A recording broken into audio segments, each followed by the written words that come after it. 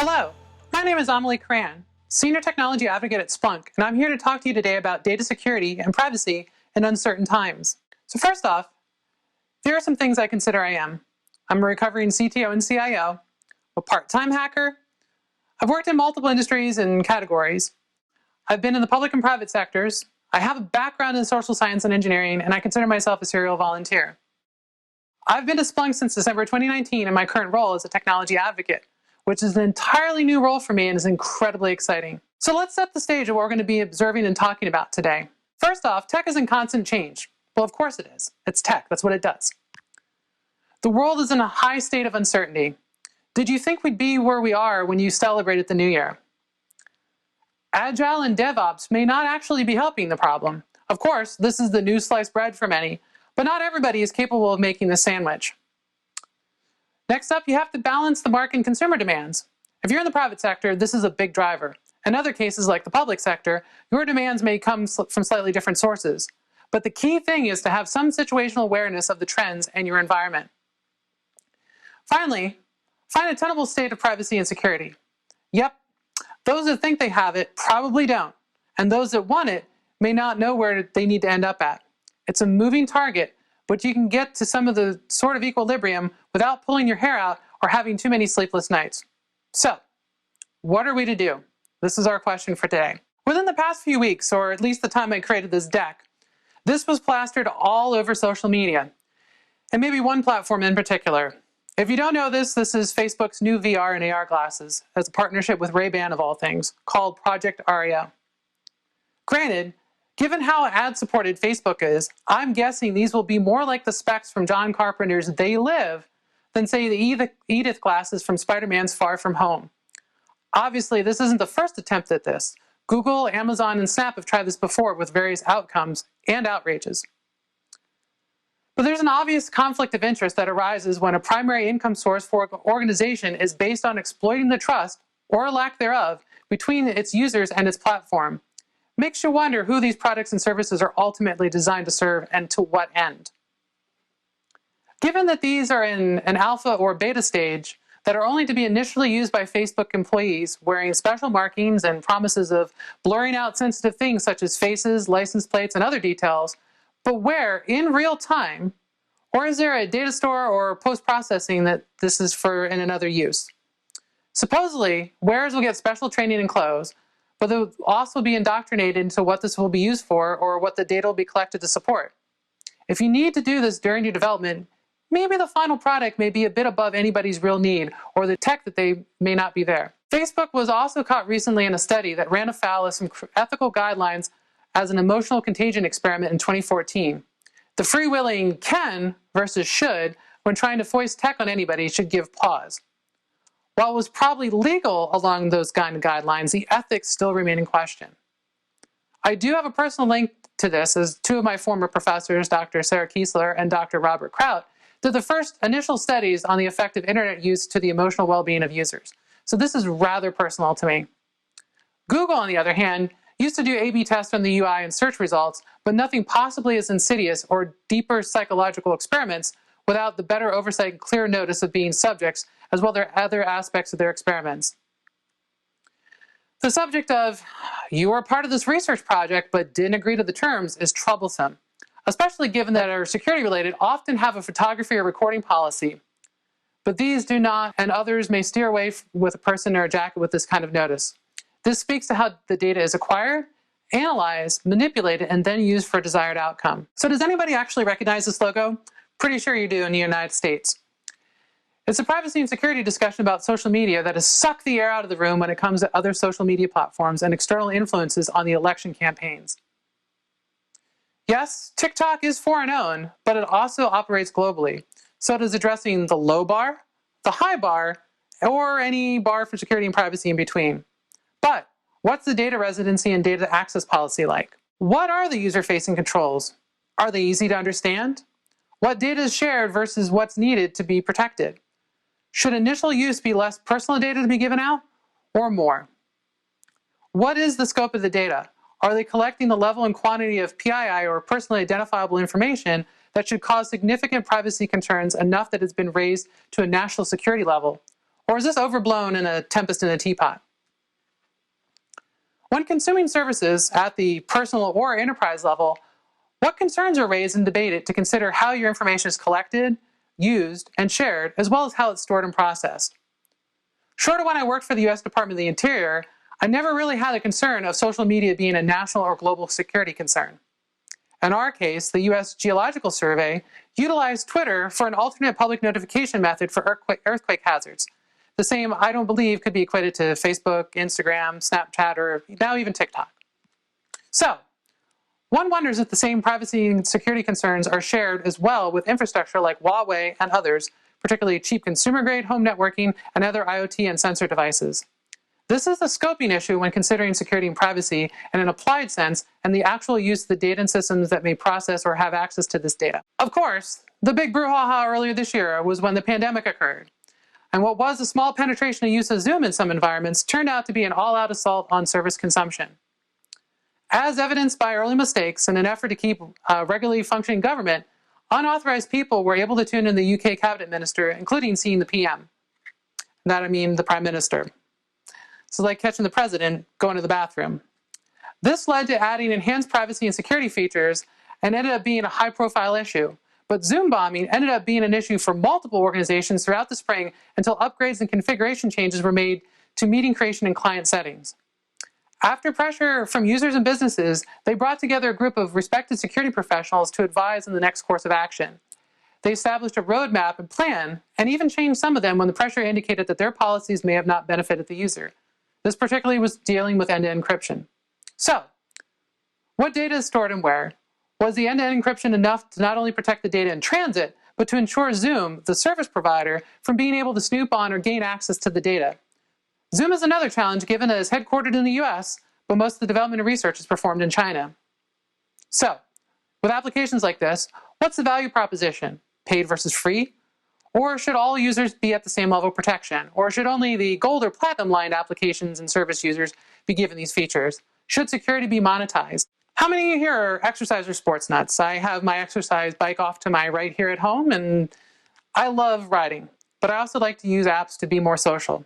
Remember Strava leaking information about the whereabouts of soldiers in secret locations, such as military bases and possible rendition sites? The service has had geofencing from personal use, say for your home or place of work, but the data and patterns are readily available if privacy settings for the user aren't set up correctly. While this led to a new ban on smart health devices in some sensitive locations, others have looked at this as a way to stalk individuals, such as women and other people of needing safety. Rarely does the developer think of some of these edge cases, but they potentially have greater impact both on public relations, but also potential customers and other potential limitations. What kind of risk are you transferring to users, and what are they aware of it? Can you handle the blowback if things go awry? Do you have policies and procedures in place to handle cases where your product or service is misused or may potentially have inadvertent use that wasn't initially considered? So at this point, we have to get intelligent privacy and security. This is where technology ethics may come into play. Sadly, that's more of an experience topic versus something more formal still in this day and age. Ask yourself, if you're a product lead or even a developer, would I use this product? And better yet, ask your significant other, kids, parents, grandparents, or the cranky person down at the store, would you use this product or service? If there's anything other than a resounding yes, which isn't likely, consider that you may have not answered all the proper or relevant questions. Think about your design, its intended use, some of its possible unintended use, where it will be used and by whom. If your service or product is an intermediary or even a destination, consider your liability as well as responsibility primarily to your organization rather than just to run down the rabbit hole of scenarios of secondary, tertiary users, unless that is the specific focus of your organization. At least be aware of what you handle and ask questions about the data categorization, requirements for protection, compliance, and sensitivity. Of course, with all this, there are some challenges and annoyances. I've been in a leadership role, and a lot of times it ends up being both. Where does demand come from? What are those drivers? Is it business? Is it the market? Is it users? Does this create more problems than it solves? Are there skills currently on your team to properly architect and consider elements of your privacy and security needs? If you don't have it, is it something you can acquire externally, even if it's just for a short term? If you don't have the resources, is it prudent to delay or pause further development, or release until policies and controls can be developed to address privacy and security needs. Don't do any of this half-assed. Do it full-assed or not at all. Again, privacy and security architecture and concerns should be part of the design and not something stapled on at the last moment to satisfy a compliance request or a checkbox. The mentality of we're not going to be a target or not interesting enough for anybody to care about is really misguided. They won't just knock a door and move on. You will eventually be a target. Not all features seem to be created equal. Companies still think security is something they can sell as an add-on to gold plate a basic offering that's possibly been neutered. Don't be that company or product. Making sure it's there, baked in, and addresses the uncertainty of when times change, attacks may alternate, or your demand may peak. What's being done now? First off, be smart. I know, it's easier said than done. Making choices under pressure and uncertainty sometimes doesn't beget the smart choices or good outcomes. It's great to chase the shiny bauble, or the new hotness, or even the Joneses, but a self-evaluation of something you can build and support. Consider your maturity. Not everybody can skip a grade, and not everybody needs to be in AP courses. It's also difficult to wait, especially if your modernization and transformation plans have you running on a platform you have little control over. Those vendors may enforce compliance with their schedule or feature maintenance and supportability, and not yours. While those vendors are responsible for the technical aspects, it's usually up to you and your organization to address those needs in your organization for operations, development, and security, as well as your customers and users. The move to cloud and similar technologies is for you to free up some of the time for you to help focus on these issues such as this. Also, since most modern systems and software use building blocks and various componentized libraries, where it's more about stitching together than doing an end-to-end assessment of security of each product, having the data flow model as to where it goes, how it's processed, and where it stores is very paramount in this case. Where and why are things broken? If you've partnered with another organization or even a vendor to perform processing or another task, have you made sure that they have the very minimal data or types of data to perform that task? When you've worked with a vendor, what was their demo data request like to your organization? Did you have a realistic fake data, or did you pull a source of live data? Where did it go? What did it contain? And who ended up seeing it? If you're hosting your data warehouse or data lakes, have you reviewed your privacy and security agreements with them and understand your provider's custodial role and where it begins and ends for your responsibility? It's important to not assume that what is provided will suit your needs or requirements, and at least be able to be audited. Again, though, if you're having issues with adopting an off-prem or cloud strategy for data management and security, is the issue fear, uncertainty, or doubt? Where did it come from and why? Does it have a reasonable basis due to prior issues? Or were enough of these concerns supported by the issues with technology, policy, or just general operations? I know plenty of companies and federal agencies that took the slow road to the cloud because their own risk assessment and evaluation of the data they held did not coincide with how they wanted to govern the data. This isn't a reasonable excuse.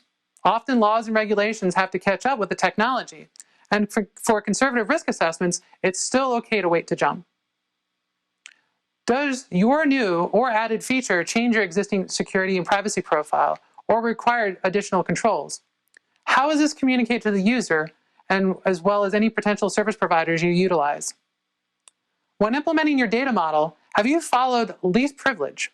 Is access internally within your organization managed at the data element level, with access granted by a steward or creator of that data? When designing your data capture, say with marketing, have you counseled them on considering less data from users and customers and indicated the possible liability for having to request and store more? At some point, you want to figure out how to fix it, and your chances of doing so. With any data and privacy strategy, even prior to the EU's right to forget and the United States and EU's data privacy laws like GDPR, you should always consider the ability for users to operate your services and products with a zero-knowledge option, as well as offer a verifiable exit strategy. If you need a tracker or identifier, consider pseudonymous solutions. Strangely enough, as of last week, the largest deployment of such a system took hold with the release of Apple's iOS 14 that now utilizes anti-tracking and fingerprinting technology by creating a one-time use MAC address for wireless. While it now, say, makes it possibly harder for some networks to provide some security, possibly based on MAC addresses or host names, It's also a good argument for stronger authentication solutions that do not rely on identification that can be changed so easily. Another challenge is to play the what standard or regulation do we have to comply with today game. Every day it seems that there's a new data, privacy, or security standard or regulation to be aware of or requirement to comply with. That's a challenge if your environment isn't well documented and policies and data are not effectively typed and cataloged. In some cases, there's options or push-button ways to enable or disable configurations and settings to get you close to compliance. Most vendors still rely on their customers to do much of this heavy lift, but given the abject complexity of such minutiae, it's less of a comprehensive compliance framework. Of course, you don't have to fight some of this battle on your own. Your own customers and users can help drive change, either at the vendor level or impact those same regulatory frameworks. Obviously, voting and writing your representatives during policymaking times can do some good, but in some cases, voting with your wallet and addressing this as a market item may help drive the change, although it has been lightly documented at best. Poor practices, especially those that result in loss of data or trust-related incident, can cause some platforms and services to see users flock from them to others that use better privacy and security as marketing. There's obviously outcomes, especially if they're not fixed. If anybody wonders why things don't progressively get better, it's easy to look at how quickly concerns around a data breach or other incident gets covered and then is often forgotten by the public. While Equifax and OPM were two personally notable breaches, the follow-up and the coverage of implications after them quickly disappeared except for consumers' reminders that they could get free credit monitoring. There's little to no public education or for those lawmakers that indicate that data when viewed across what potential threat actors could most likely use it for and use it to get other breaches or assist with mass individual targeting. Looking at maps from Information is Beautiful, like on the slide here, over the years, you can see stratifications of what types of industries where breaches were and how they could be connected to other targets later in the timeline. Each breadcrumb potentially assists in targeting somewhere else. When a threat actor can begin to behave or look to detection systems like a legitimate user, it becomes harder to detect and prevent, as well as trace afterwards in a response and incident handling situation. Mosaic personal data enables that bluff. Some of this is also social and cultural. As new generations are being bathed earlier and earlier into digital experiences, their information is being self-devalued by exchanging utility for sharing, regardless of what it may be. Knowing that your app or service doesn't really need the data it's asking for, or the permissions to various other data sources, is the key to data literacy. And that's where we're failing, in hopes that these organizations have it in their best interests in mind, which they often do not. Conversely, vendors and organizations don't properly conceptualize the data aging and disposal. This leaves them open to a lot of liability. You should have a process built into Marie Kondo your data stores. Instead of, does this bring me joy, consider, will this bring me a lawsuit, if lost or mishandled? If so, when no longer in use, get rid of it. Support organizations that promote and have demonstrable practices that value security and privacy practices. It shouldn't just be a tack-on because we had to kind of approach to all of this, or even an add-on if you pay an extra for security and privacy features. It should be a core part of their offering, and conversely yours. Again, don't half-ass this work. Full-ass it or don't even go down this path. This is worth doing right as much as you're able to that meets the requirements, but not worth putting things off or are they too hard, difficult, or cost too much, as those are possibly signs that you should have been encountered and discussed this earlier in the development of your product or service. Finally, I have a call to action. 5 short little things to consider with your project or service. Reduce your surface exposure. Less to hit, less to expose, less data to get out there. It's better for you and your users. Reduce the complexity. Especially when you're stitching a lot of stuff together, you can create very complex and very difficult systems to understand, and that causes problems. Create usable universal standards, whether this be an international standard or an organizational standard. Make them usable primarily, but also make them universal across all your systems. Push to increase data literacy and education. I know it's very easy for us to go and say that we like to teach the test or to the book, but this is one of those things along with home ec and shop and all those other ones that we need to get into the early education. And again, when you're developing a product or service, have really well-defined scopes of how you're collecting and using data. And again, like my cat here, remember, like Schrodinger, privacy and security may or may not be dead. It just depends on when and how you look at it. Thank you.